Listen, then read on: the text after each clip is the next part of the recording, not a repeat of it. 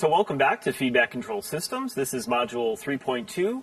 We're going to talk about minimum number of state variables. The objectives of today's module are to look at minimum number of state variables to use in our system, then look at some electrical network examples, and then finally look at some translational mechanical examples. So first of all, what is a minimum number of state variables that we can use in our system to adequately describe it?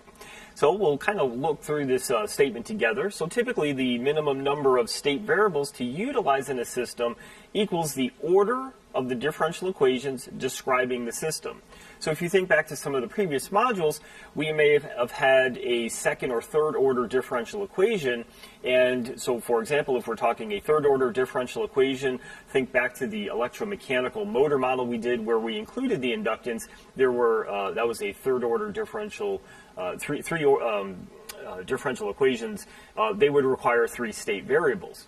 So from that perspective, a transfer function is of the order of the differential equations in what we call the denominator of the transfer function. So again, what I would say is look back to the previous module with the electromechanical motor model and look at how many differential equations we had and also the order of the denominator. You'll have seen, because it's third order, there was an s cubed, meaning, again, the third order. So we're going to start by looking at a simple mass damper system, and we'll see the equation right here for that system. So on the right side is our forcing function, the force that we're applying to it, and that's going to be equal to our mass times acceleration term, shown as a state variable of velocity here, so dv by dt, so mass times that acceleration, plus that viscous damping term times the velocity as well. So that's our first order differential equation. So notice in this we only have an energy storage element, in this case the mass, so we only have that one differential equation. So we have one first order differential equation with one state variable, and that state variable is the velocity. So if we desire the output position, like if you think back to some of the translational mechanical examples, we were looking at what is the position, for example, of that mass. Well, if velocity is our state variable, we need another equation. So if we want to create that output position, we need to create a second equation. And so here we're just going to use the simple equation dx by dt equals velocity. We can then write a block diagram as shown below in the Laplace domain using the s variable. So we have our input forcing function here on the left as the Laplace variable. We have our velocity state variable here, shown here. So the transfer characteristic between the two can be derived using this formula right there. So see if you can get this, what's in this box. Again, as always, if you have a struggle with that, please reach out. So we have our force input and our velocity output. However, if we need position as an output, what we need to do, looking at this differential equation, is we need to integrate this differential equation. So I'm showing a 1 over s, which is truly an integration function. Again, I would ask you to consult your Laplace tables to, again, remind or prove to yourself that a 1 over s is indeed an integration function. So what we have now are 2 equations, 1, 2, and they're both in a first order differential equation format. So we're going to sort of expand this and look at our an example here, an electrical network. Now notice before we looked at an RL circuit and then a series RLC circuit. So this, not really either one of those, right? We have an RL and C, but they're not in a series network. So we're going to draw on a little bit more of our electrical circuit analysis background. So first of all, we want to look at, from a state variable perspective, what are the energy storage elements? And in this case, we know what they are. It's the inductor and a capacitor. As a reminder, the inductor stores energy in the magnetic field, capacitor in the electric field. So we can say, based on those energy storage elements, the state variables are the inductor current and the capacitor voltage. So we can write these 2 first order differential equations as shown here. The inductor voltage is L di dt, and the capacitor current is C dv dt. Now, since the capacitor current and the inductor voltage are not state variables, right? Because we've said here are the state variables right here. Since these 2 terms are not state variables, we need to kind of relook and rewrite these equations using circuit analysis techniques so that we only have our first order differential equations in terms of either what? The state variables or the input. And so first we will look at using KCL, and what we'll see is this first equation where the capacitor current, here's the capacitor current up in this circuit, here's the node that we're looking at, so we're doing KCL at that node. So we see the capacitor current is coming out here on the left, and then what is equal to it here? We have the resistor current that's coming out. So since the resistor current is also coming out, normally how I would like to do, and let's just write this up here, if we look at KCL, right, I think of KCL as current in equals current out. So if I look at that node, what do I see as current going into that node? Current going into the node is the inductor current. What's coming out of the node? That is the capacitor current plus the resistor current.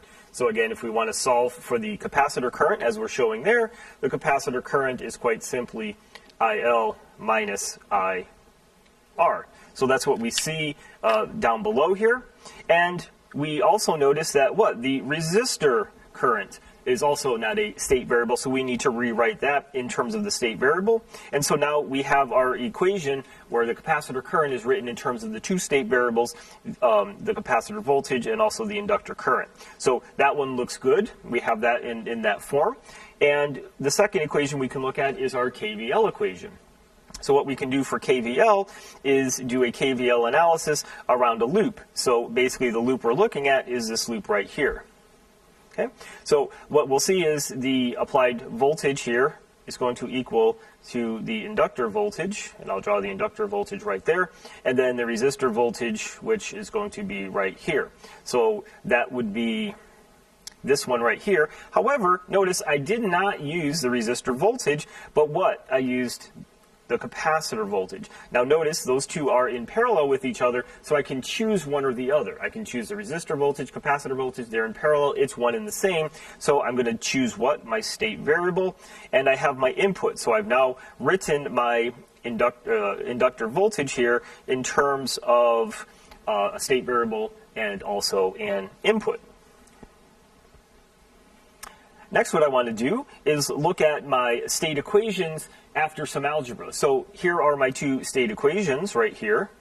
And after some algebra, meaning doing some substitutions from these equations down below, I get these two equations right here.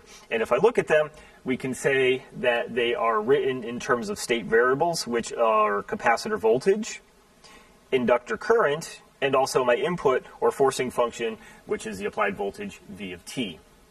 Okay? So I have my two first order differential equations.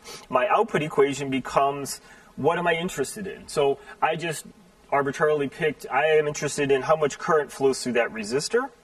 So that is my chosen output. So I need to write that output current, that resistor current, in terms of either, again, state variables or inputs. So that is simply the voltage across the capacitor divided by the resistance.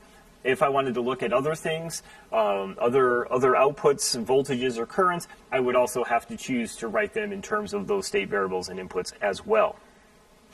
So finally, we're going to look at our state space representation of this, and remember the state space representation of this is going to be of the form, and I'll just write that on the board as a reminder. We have our x dot equals ax plus bu, and our output equation y equals cx plus du. So that is our state variable representation that I'm showing here down below. And we'll see we have our two state variables here. So as also a reminder, please remind yourself of the following, that the x dot is a d by dt representation. So we have the derivative of our two state variables here on the left. That's our x dot. Here is our x term right here. This would be our A matrix here, taken directly from these equations up here. And then our BU term, where U is our input, which is, again, our forcing function over here. And then finally our output Y right here would be the resistor current. And our C term right here and then also our X term. Now notice there is no dependency in this output equation on the input voltage, so our DU term here is effectively 0. There's no dependency on that input. So that is our first electrical network example using our state space representation. Next, we're going to get into a slightly more difficult electrical network, and this time I'm going to include dependent sources. So you'll see right here I have a dependent source. This is a dependent current source. It's dependent on what? The voltage. Which voltage? The inductor voltage right there. So I wanted to do this because depending on some control systems you'll use, maybe in some power converters or some other applications, you might actually encounter a dependent source. I wanted to show you how to handle that through an example. So, very similar to the previous example, we are looking at our state variables based on our energy storage elements, the inductor capacitor, which means we have inductor current, capacitor voltage as our state variables, and the two equations that we show there are our standard building blocks.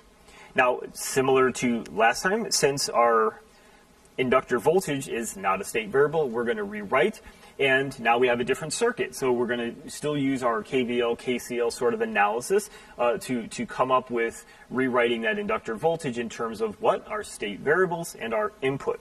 So here, again, we're going to use KVL, and where is our inductor voltage? Our inductor voltage is right there. Okay. Now notice that's also the resistor voltage. So the inductor voltage from KVL, I can go around the loop here. So start with the inductor voltage, look at the capacitor voltage, and then this output voltage. So this is the loop that I'm going at right here. Capacitor voltage, and then the resistor 2 current times the resistor. So that's the KVL equation that I'm starting with. Now I can look at KCL at node 2. So here's node 2. What I'm going to do is clear off the ink so I can reset. Here is node 2.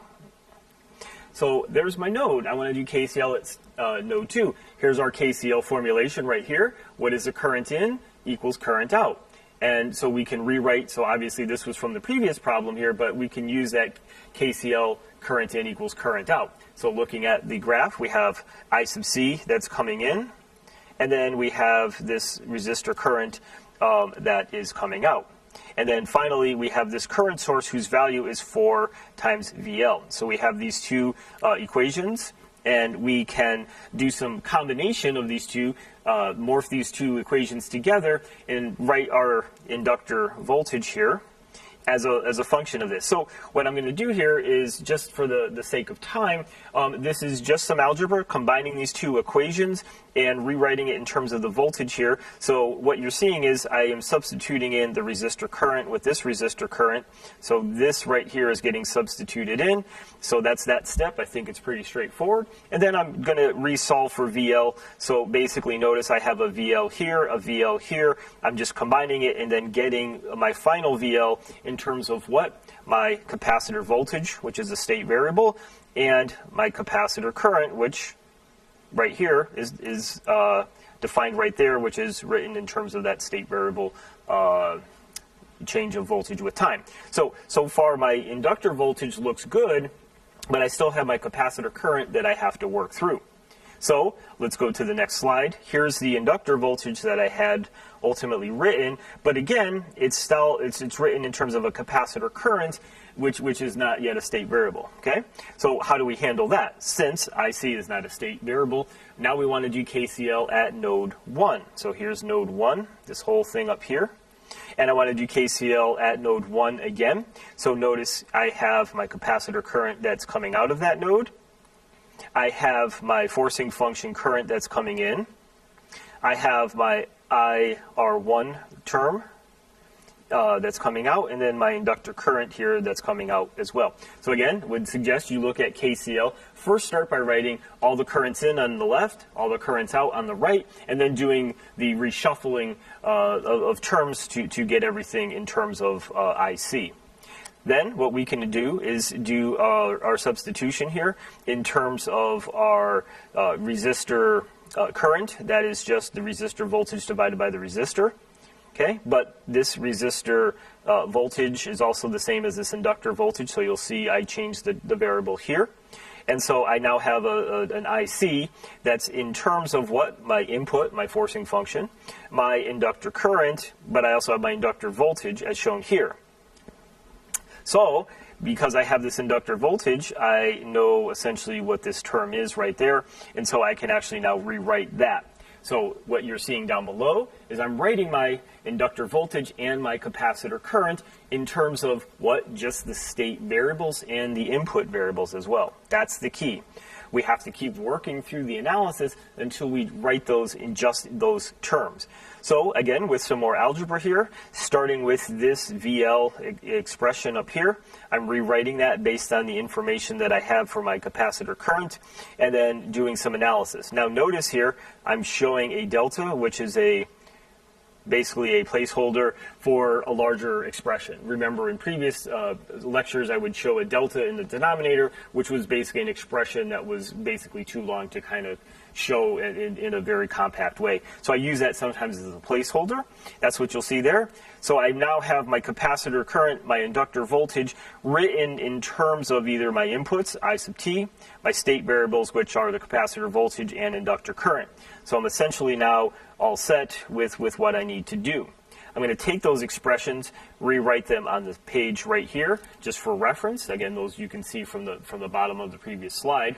Go back to my original two equations that I'm showing here, and then finally wrap this up with a state space representation, again in the x dot equals ax plus bu, y equals cx plus du sort of format. So my two state variables, again, as a reminder, what I do is I isolate this term so that L would be divided, that C would be divided over on this side as well. Okay, you should be able to see that as I go through these equations. Okay, so here's our x dot term, our ax plus bu. So our input, again, our forcing function input is the current, and you can literally walk through these and take these equations from here and coupled with these equations here to get this format of equations right there. So that's our x dot equals ax plus bu, and then down below is our y equals, and then this is our cx plus du. And again, notice again that delta term here is defined over there. So as you're working through this, you would have that delta term. So now, assuming we know R1 and R2 and the L and the C values, we can substitute all that information into our matrices and solve now for what is that inductor current and that capacitor voltage doing as a function of our input, as our function of our forcing function input, in this case, that current source. So a little bit more involved, but what I would suggest is master the basics, master the more simple examples, the RL, the RLC, different forms. Get comfortable again with your circuit analysis tools, which again, we're just using KVL and KCL. Previously, we've also used a voltage divider rule. So we're using some of the more, I would say, standard electric circuit analysis techniques. But if you just focus on isolating down to the state variables and your inputs, you should be fine, and just work through some algebra to get to your final representation. Our output equations. Okay, so just basically taking these formulations, we can actually write essentially what our output equations are, again, depending on what our interests are. So in this case, maybe we're interested in the voltage across resistor 2 and the current through it, so we can write it in terms of, again, the state variables and the inputs as shown here. And so that's something we can do and officially tie up relative to this bottom equation. Now I'd like to shift from the electrical examples to a mechanical example. So we're going to do one mechanical example as shown here. Notice this is a translational mechanical example. We have two masses. Between the masses there's a spring, and they are riding on a frictionless surface. So before, we've had some F sub V terms to say that there's some friction there. That's a function of velocity here. We also have a damper on the left tied to mass 1, and then the brick wall structure, if you will, that's anchoring the system as a reference frame.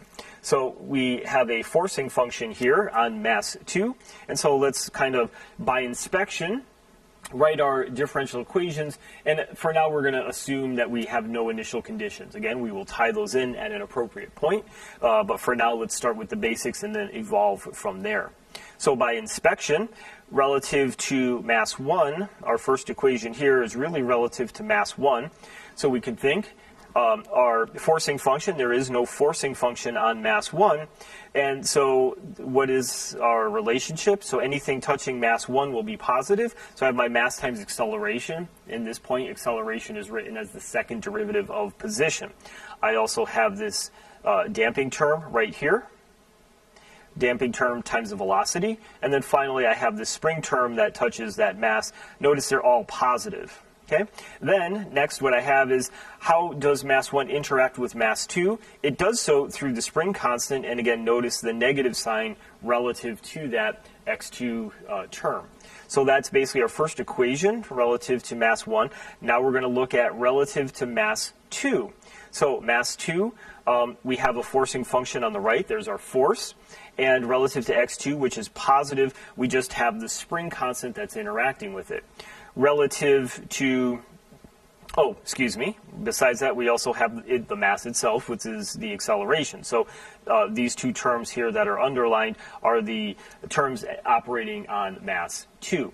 Now, relative to mass 1, we have the negative term with the spring constant times x1. So there are our two differential equations. However, they are not first-order differential equation, which we would need for our state variable format. So we need only first-order differential equations, so we need to make some further definitions. Well, one thing we could do is for x1 and x2 is if we define velocity terms as the derivative of position, what that allows us to do is rewrite some state equations, and what we'll do, I will get rid of the ink here. So I'm going to rewrite all the state equations. So these represent two state equations, which you'll see here and here. And then these state equations, what we're going to do is we're going to substitute in these values for anywhere I see a dx by dt term, as in right here, I'm going to substitute in a v1. And then here you'll see I'll make that only a first order differential equation. And then I can essentially regroup this and put my mass on the other side. So with a little bit of algebra for my two terms, I'm going to show these two equations. Okay, so a little bit of algebra and a little bit of substitution based on our dx by dt terms into these expressions here on the left, we can achieve these four state equations. So instead of having two equations, we now have four equations, but they're all first order differential equations. So these are the same four first order differential equations from the previous slide. I can now put these into our state space representation. And so notice I have just a small note here. Here you see everything is a function of t. Just for compactness, I've left off the time variable here just to help with some space here. So notice what I have on the left is my x dot term. So the derivative of all these state variables here. So these again are all the state variables. So I have the derivative terms right there.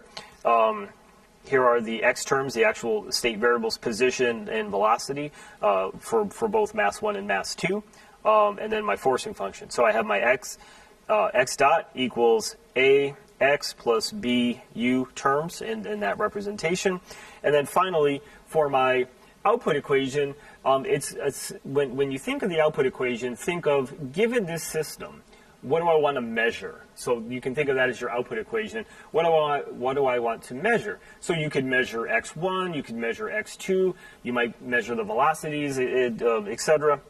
So in this case, hey, maybe we are interested in measuring both x1 and x2. So our y variable here equals cx plus du term. Well, directly, if we want to measure x1, there's x1, there's x2, so we just need to put the ones in the right direction, the right location here of the C matrix, and we will basically be all set.